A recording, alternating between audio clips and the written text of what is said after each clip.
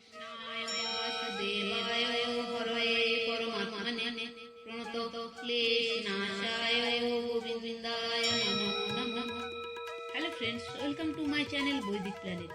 আশা করি আপনারা সবাই ভালো আছেন, সুস্থ আছেন, শান্তিতে আছেন এবং যে যার নিজের জীবন আনন্দে অতিবাহিত করছেন। বন্ধুরা, আজ আমরা গীতার অষ্টাদশ অধ্যায়ের পঞ্চম পর্ব সংক্ষেপে আলোচনা করব। আপনারা যারা আগের পর্বগুলি দেখেননি তাদের পেজে সার্চ করে ভিডিওগুলি দেখে নেওয়ার অনুরোধ করছি। তো আসুন মূল আলোচনায় প্রবেশ করি। পূজাতে প্রধান ভাব এই থাকা উচিত যে সবই ভগবানের এবং ভগবানেরই জন্য। যেমন গঙ্গাজল দ্বারা গঙ্গার পূজা এবং প্রদীপ দ্বারা সূর্যের পূজা করা হয়, তেমনি ভগবানেরই বস্তু দ্বারা ভগবানের পূজা করা উচিত। এইভাবে ভগবানের পূজা করলে জগৎ লুপ্ত হয়ে যাবে এবং একমাত্র ভগবানই থেকে যাবেন, অর্থাৎ সবই ভগবান, এটি অনুভূত হবে। দশম অধ্যায়ে ভগবান বলেছেন যে সমস্ত প্রাণীর মধ্যে অবস্থিত আত্মা আমি। সুতরাং ভগবৎভাবে আমরা কোনো প্রাণীর সেবা আদর সৎকার করলে তা ভগবানেরই সেবা করা হয়। যদি কোনো প্রাণীকে অসম্মান বা তিরস্কার করা হয়, সেটিও ভগবানকেই অনাদর করা হয়। সাধক যদি জগৎকে জগৎ রূপে দেখে তবে সে তার সেবা করবে এবং ভগবত রূপে যদি দেখে তবে তাকে পূজা করবে। নিজের জন্য যেন কিছু না করে, শুধু নিজের জন্য কর্ম করলে বন্ধন হয়, সংসারের জন্য কর্ম করলে সেটি সেবা হয় এবং ভগবানের জন্য করলে তা পূজা হয়। সম্যকভাবে অনুষ্ঠিত পরধর্ম অপেক্ষা গুণরহিত নিজ ধর্ম শ্রেষ্ঠ, কারণ স্বভাব নির্দিষ্ট স্বধর্মরূপ কর্ম করলে মানুষ পাপ ভাগী হয় না, অর্থাৎ স্বধর্মরূপ কর্ম দ্বারা পাপ হলেও তা স্পর্শ করে না, কারণ পাপ হওয়ার প্রধান কারণ হলো ভাব, ক্রিয়া নয়। পাপ ক্রিয়ার দ্বারা হয় না, তা হয় ভাবের দ্বারা, অর্থাৎ স্বার্থ এবং অহং অভিমান থাকলে পাপ স্পর্শ করে। হে কুন্তিনন্দন, দোষযুক্ত হলেও স্বভাবজ কর্ম ত্যাগ করা উচিত নয়, কারণ সমস্ত কর্মই ধূম দ্বারা অগ্নি যেমন আবৃত থাকে তেমনি কোনো না কোনো দোষ দ্বারা যুক্ত। অর্থাৎ নিষিদ্ধ কর্মে আসক্তি হলে অথবা নিষিদ্ধ রীতিতে সুখ ভোগ করার ফলেই বিহিত কর্ম কঠিন বলে মনে হয়। বিহিত কর্ম বাস্তবে সহজ ও স্বাভাবিক, এতে পরিশ্রম নেই। বিহিত কর্ম করায় কিছু না কিছু দোষ হয়, কিন্তু কামনা, সুখ বুদ্ধি, ভোগ বুদ্ধি না থাকলে দোষ লাগে না। তাৎপর্য হলো যে দোষ লাগা বা না লাগা কর্তার মানসিকতার উপর নির্ভর করে। যেমন ডাক্তারের উদ্দেশ্য যদি ঠিক থাকে, পয়সার প্রতি যদি লক্ষ্য না থাকে, সেবার উদ্দেশ্যে থাকে, তাহলে অপারেশনে রোগীর অঙ্গচ্ছেদ করলেও তার দোষ হয় না, বরং নিঃস্বার্থভাবে রোগীর হিতার্থে চিকিৎসা করায় তার পুণ্যই হয়। যার বুদ্ধি সর্ববিষয়ে আসক্তি বর্জিত, যিনি শরীরকে বশীভূত করেছেন, যিনি স্পৃহা শূন্য, তিনি সাংখ্যযোগের সাহায্যে কর্মবন্ধন থেকে মুক্তি লাভ করেন। অর্থাৎ অশক্ত বুদ্ধি, জিতাত্মা ও বিগত স্পৃহা হলে কর্মযোগ সিদ্ধ হয়। কর্মযোগ সিদ্ধ হলে সাধক সাংখ্যযোগের অধিকারী হয়। সাংখ্যযোগের দ্বারা সেই নৈষ্কর্ম সিদ্ধি প্রাপ্ত হয়। নৈষ্কর্ম সিদ্ধির অর্থ হলো কর্মের সর্বতোভাবে অকর্ম হয়ে যাওয়া, কর্ম করলেও তাতে লিপ্ততা না থাকা। কর্ম না করা নৈষ্কর্ম নয়, বরং কর্ম করা তো সাধকদের পক্ষে খুবই প্রয়োজনীয়। কর্মযোগ ও জ্ঞানযোগ হলো সাধন আর ভক্তিযোগ হলো সাধ্য। সুতরাং কর্মযোগ ও জ্ঞানযোগের দ্বারা নৈষ্কর্ম সিদ্ধি হয়, কিন্তু ভক্তিযোগের দ্বারা পরম নৈষ্কর্ম সিদ্ধি হয়। হে কৌন্তেয়, সিদ্ধিপ্রাপ্ত সাধকগণ ব্রহ্মকে কি প্রকারে লাভ করেন, সেই প্রকারটি তুমি আমার কাছ থেকে সংক্ষেপে বুঝে নাও। উহাই জ্ঞানের পরানিষ্ঠা। এখানে সাধনরূপ কর্মযোগের দ্বারা হওয়া অন্তরের পূর্ণ শুদ্ধি, যা প্রাপ্ত হলে কর্মযোগী জ্ঞানযোগে বা ভক্তিযোগে যেতে সক্ষম। কর্মযোগীর মধ্যে যদি জ্ঞানের সংস্কার থাকে তাহলে সে জ্ঞানের দিকে চলে যাবে, আর যদি ভক্তির সংস্কার থাকে তাহলে সে ভক্তির দিকে ঝুঁকে পড়বে। যদি কোনো বিষয়ে সাধনের আগ্রহ না থাকে তাহলে কর্মযোগ, জ্ঞানযোগ ও ভক্তিযোগ তিনটি সাধন রূপে থাকে এবং সাধ্য রূপেও থাকে। সাধন রূপে তিনটি পৃথক পৃথক হলেও সাধ্য রূপে তিনটিই এক। তাই গীতায় ভগবান কোথাও সাধন ভক্তির দ্বারা সাধ্য জ্ঞান প্রাপ্তির কথা বলেছেন, আবার কোথাও সাধন জ্ঞানের দ্বারা সাধ্য ভক্তির প্রাপ্তির কথা বলেছেন।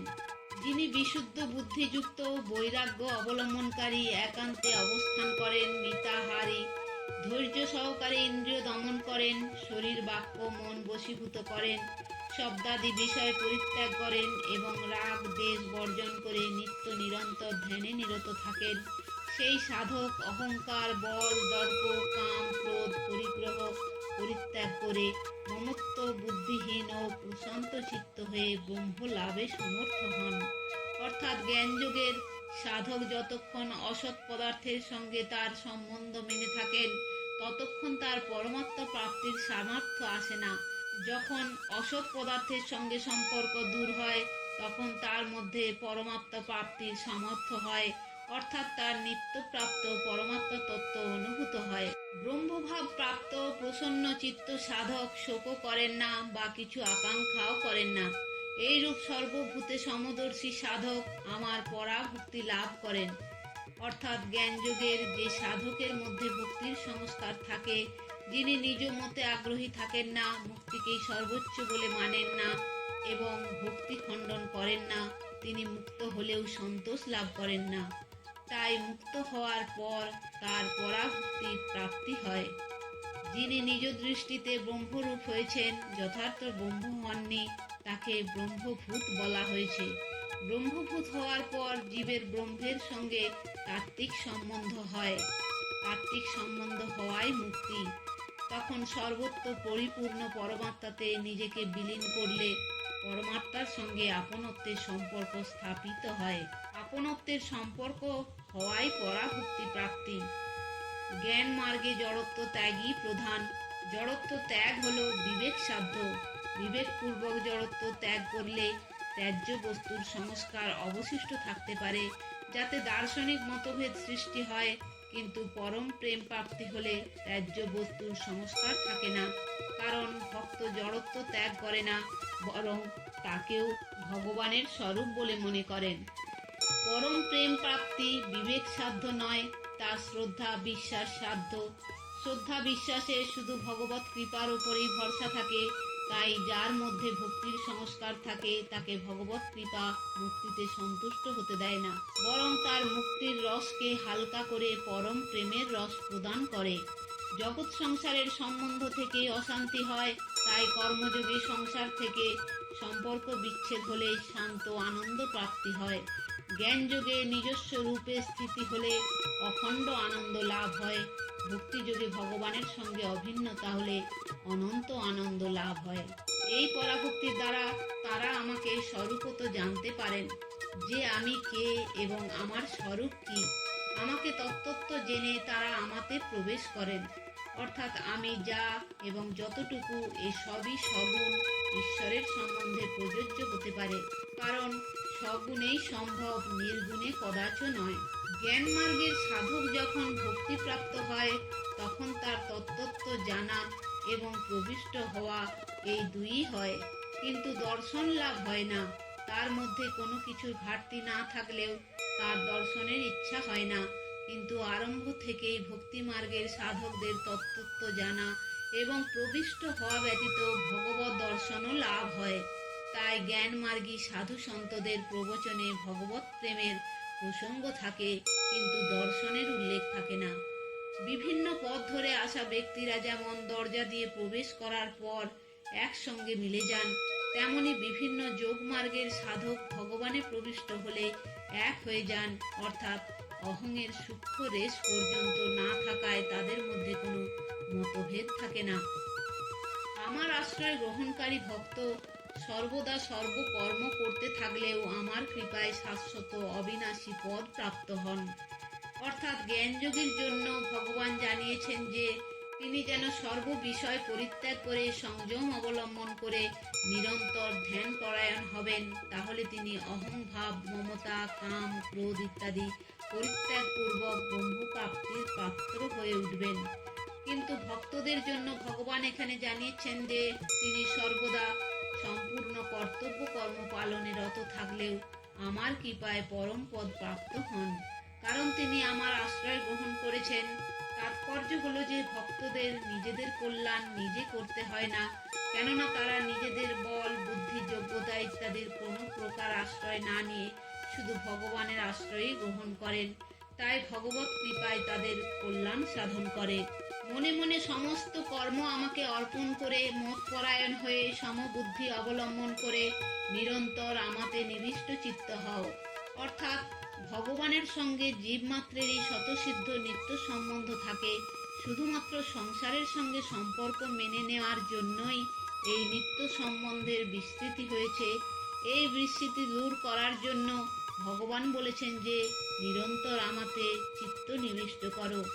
মদগত চিত্ত হলে আমার কৃপায় সমস্ত বিঘ্ন থেকে উত্তীর্ণ হবে, আর যদি অহংকার বশত তুমি আমার কথা না শোনো তাহলে বিনষ্ট হবে। অর্থাৎ সাধকের একমাত্র কাজ হলো সংসারে বিমুখ হয়ে ভগবতমুখী হওয়া। ভগবতমুখী হলে সাধনার যেটুকু ন্যূনতা থাকে ভগবত কৃপায় তা সব দূর হয়ে যায়। তাৎপর্য হলো সেই ন্যূনতা দূর করার দায়িত্ব সাধকের উপর বর্তায় না, তা পূরণ করার সম্পূর্ণ দায়িত্ব হলো ভগবানের। ভগবান বিশেষভাবে কৃপা করে সেই সাধকের সাধনায় সমস্ত বাধা বিঘ্ন দূর করেন এবং নিজেকে ভক্তের সম্মুখে উন্মোচিত করে দেন। তো বন্ধুরা, আজ এই পর্যন্তই। সমগ্র ভিডিওটি দেখার জন্য ধন্যবাদ।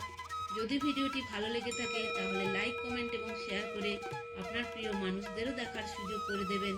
আর এই ধরনের আরও নতুন নতুন ভিডিও দেখার জন্য চ্যানেলটি সাবস্ক্রাইব করে পাশে থাকা বেল আইকনটি প্রেস করে দেবেন পরবর্তী ভিডিও নোটিফিকেশন পাওয়ার জন্য। সবাই ভালো থাকবেন, সুস্থ থাকবেন, আনন্দে থাকবেন।